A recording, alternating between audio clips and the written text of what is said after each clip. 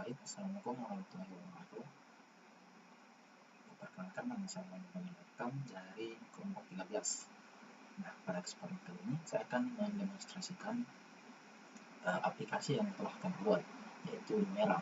Aplikasi ini adalah aplikasi kasir yang dikhususkan untuk para pengelola ataupun pemilik kafe atau restoran ataupun tempat makan.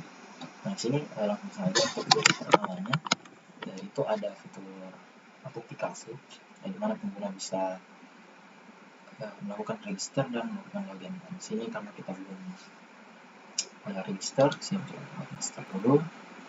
Nah, kita di sini untuk diminta untuk memasukkan email,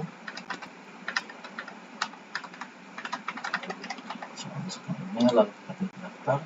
Nah, lalu akan diarahkan ke halaman yang untuk mengisi identitas kita sebagai pengelola. Nah, di sini saya mengisikan dulu.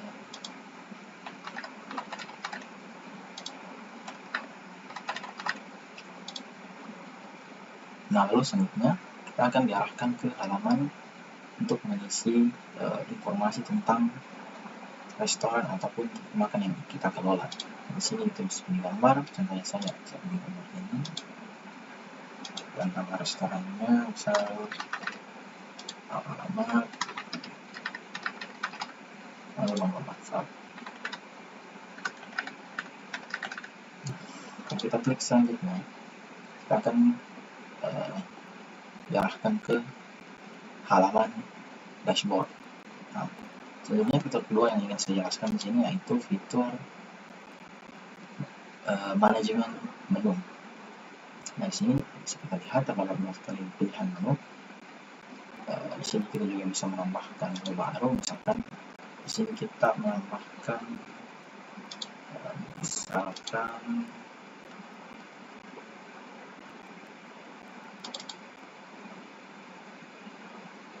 es teh manis.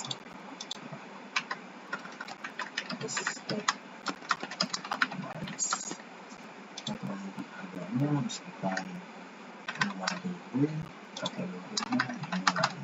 Kalau kita klik save, berhasil disimpan. Kita definisi namanya, dan ini ada nilai yang telah kita tambahkan tadi. Kita juga bisa mengedit, misalkan es teh manis ini. Kita klik update, maka akan update. Dan kita juga bisa menghapus menu. Nah, mungkin itu saja fitur yang dapat saya jelaskan. Untuk fitur selanjutnya akan dijelaskan oleh teman saya. Baik, di sini saya akan menjelaskan mengenai tampilan dari laporan. Nah, di sini pengguna dapat melihat laporan keuangan dari bisnis pengguna, di mana dia dapat melihat dalam bentuk bulanan, harian, mingguan, dan juga tahunan. Dan juga pengguna dapat mengunduh laporan tersebut dalam bentuk PDF. Di sini pengguna dapat melihat total omset, total pengeluaran, dan juga laba bersih dari bisnis pengguna. Di sini juga menampilkan grafik dari penjualan bisnis pengguna, di mana di sini kita akan melihat grafik penjualan pada tahun 2025. Dan juga di sini ada metode pembayaran yang dilakukan pada bisnis pengguna, di mana itu ada tunai cash, QRIS atau e-wallet, debit atau kredit. Di sini juga menampilkan rincian transaksi, mana itu ada nomor transaksi, tanggal dan waktu, tipe pesanan, total, status, dan aksi. Fitur selanjutnya mungkin akan dijelaskan oleh teman saya. Ya baik, selanjutnya kita masuk ke fitur manajemen pelanggan. Jadi dalam bisnis retail, aset terbesar bukanlah stok barang, melainkan data pelanggan. Banyak toko yang hanya fokus jualan kemudian putus, jadi seperti pelanggan beli, lalu pergi dan dilupakan. Ya, jadi fitur manajemen pelanggan di dalam sistem POS ini atau point of sale atau poin penjualan ini hadir untuk mengubah pembeli biasa menjadi pelanggan setia atau loyal customer. Jadi dengan fitur ini kita tidak hanya mencatat transaksi, tapi kita mencatat siapa yang bertransaksi. Jadi kita tahu apa kebiasaan mereka, apa yang biasa mereka beli, apa yang mereka sukai dan apa yang tidak mereka sukai.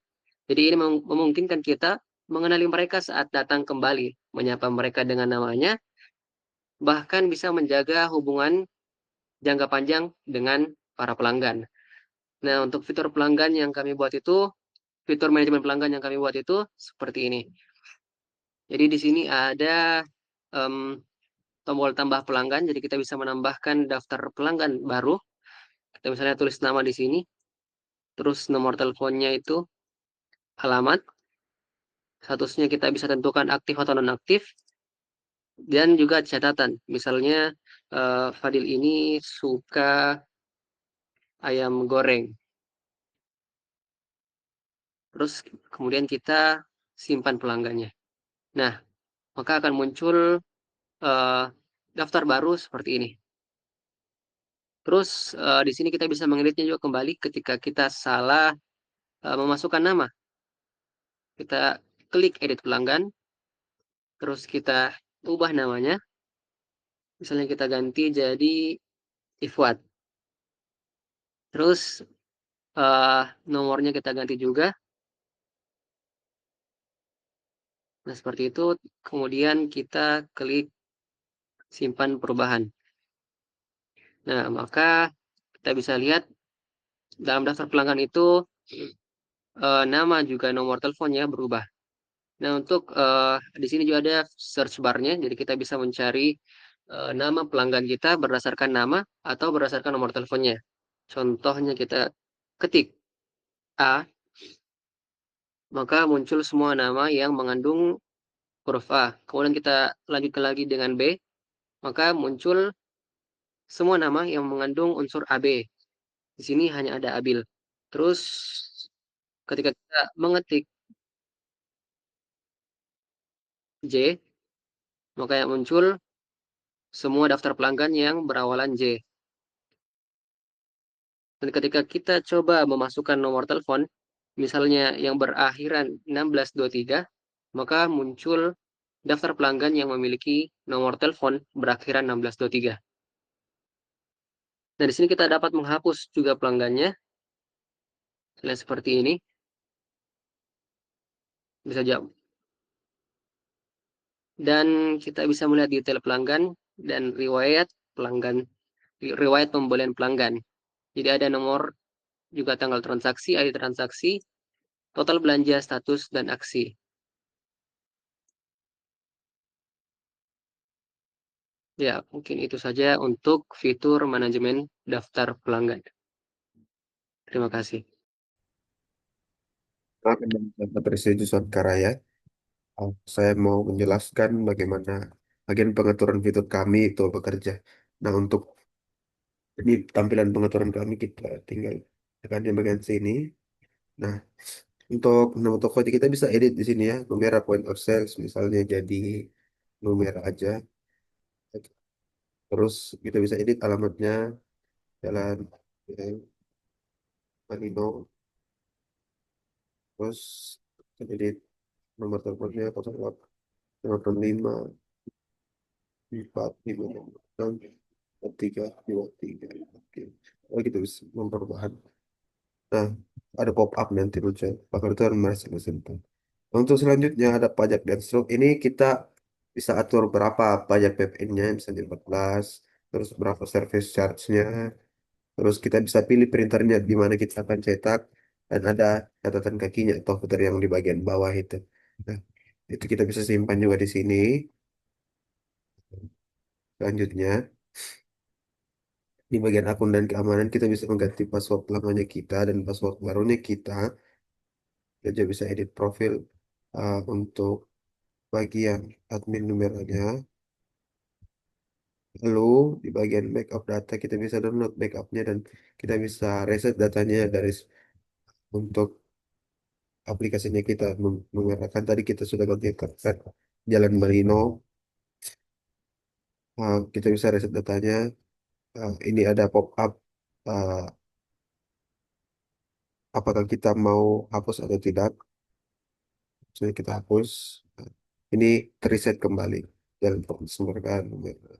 Oke, mungkin itu saja dari saya. Terima kasih.